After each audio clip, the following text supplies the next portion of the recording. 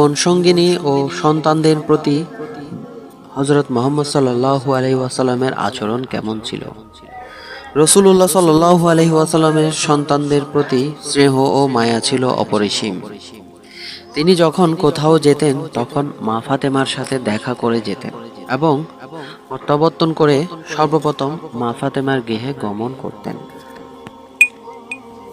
কোনো এক যুদ্ধ জয়ের পর তিনি মা ফাতেমার গৃহে গমন করলেন এবং দেখলেন হযরত হাসান ও হুসাইনের হাতে কঙ্কন পরানো হয়েছে এবং দরজায় রঙিন পর্দা ঝোলানো হয়েছে। ভিডিও ভালো লাগলে চ্যানেলটি সাবস্ক্রাইব করে রাখুন পরবর্তী ভিডিও দেখার জন্য।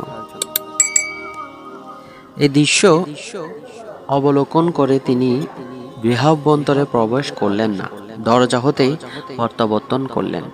মা ফাতেমা বিষয়টি আজ করতে পারলেন এবং পুত্রদ্বয়ের হাতের কঙ্কন খুলে ফেললেন। তারপর সশ্রনয়নে বাচ্চাদেরকে হাত ধরে রাসূলুল্লাহ সাল্লাল্লাহু আলাইহি ওয়াসাল্লামের দরবারে উপস্থিত করলেন। দয়াল নবীর অন্তর যেন বিগলিত হয়ে গেল। তিনি সানন্দে কন্যা দরিদ্রদয়কে গ্রহণ করলেন এবং বললেন, মা ফাতেমা, এদেরকে হাতি দাঁতের কঙ্কর এনে পরিয়ে দাও। রাসূলুল্লাহ সাল্লাল্লাহু আলাইহি ওয়াসাল্লামের দরবারে মা ফাতেমা উপস্থিত হতেই তিনি ওয়াসাল্লাম বলে উঠে দাঁড়িয়ে যেতেন, তার ললাট চুম্বন করতেন। সেও আসন থেকে সরে গিয়ে ফাতেমাকে নিজের জায়গায় বসাতেন। বিশিষ্ট সাহাবী হযরত আবু কাতাদা রাদিয়াল্লাহু আনহু বলেন, একদা রাসূল সাল্লাল্লাহু আলাইহি ওয়াসাল্লাম উমামা নাম্নী এক নাতীকে কাঁধে নিয়ে মসজিদে নববীতে আগমন করলেন। তাকে কাঁধে নিয়েই তিনি নামাজে দাঁড়ালেন। রুকু এবং সিজদার সময় এক হাত দিয়ে তাকে নামিয়ে রাখতেন এবং দাঁড়ানোর সময় পুনরায় তাকে কাঁধে তুলে নিতেন। এমনিভাবে তিনি তখনকার নামাজ আদায় করলেন। হযরত আনাস রাদিয়াল্লাহু আনহু বলেন, আমি রাসূলুল্লাহ সাল্লাল্লাহু আলাইহি ওয়াসাল্লাম থেকে অধিক সন্তান বৎসল আর কাউকে দেখিনি।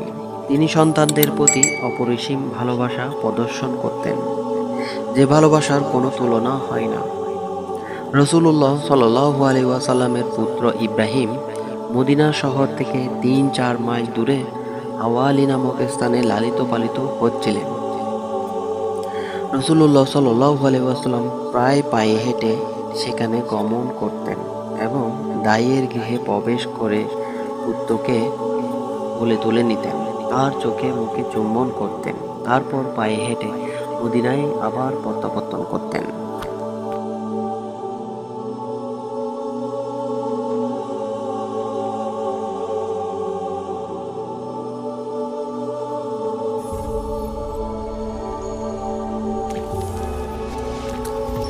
ভিডিও যদি ভালো লেগে থাকে চ্যানেলটি সাবস্ক্রাইব করে রাখুন পরবর্তী ভিডিও দেখার জন্য।